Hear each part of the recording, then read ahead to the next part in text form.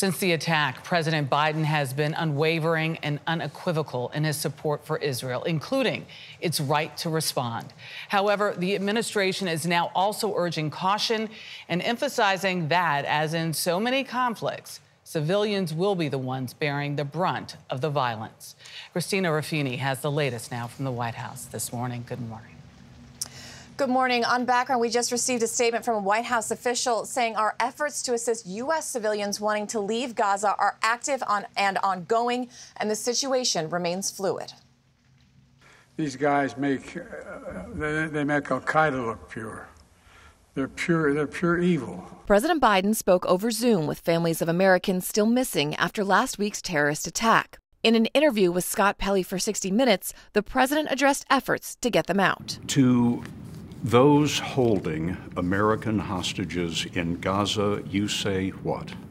I say we're going to do everything in our power to find them, everything in our power.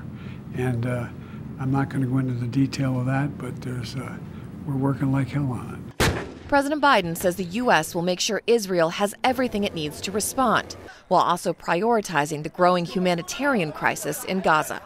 The overwhelming majority of Palestinians had nothing to do with Hamas and Hamas's appalling attacks, and they're suffering as a result as well. With Israel poised for an all-out ground assault, nations from as far away as Chile are sending evacuation flights for their citizens.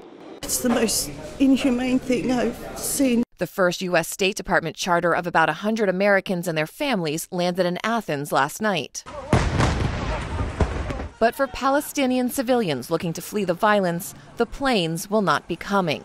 We know the humanitarian situation is urgent.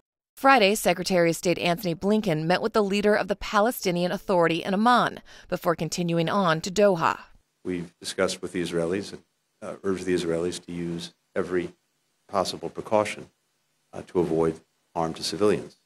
While in Tel Aviv, U.S. Secretary of Defense Lloyd Austin brought the backing of the administration. The United States has Israel's back, along with a second shipment of munitions for the Israeli army. This is a professional force. It is well led, and I have every expectation that it will be disciplined. Now, State Department officials say they are working to negotiate safe passage for those Americans wishing to leave Gaza by working out a temporary opening of the border with Egypt. As you mentioned at the top of the show, there's an estimated about 500 to 600 Palestinian Americans in Gaza, many of whom are already in touch with U.S. officials. Dana. All right, Christina, thank you.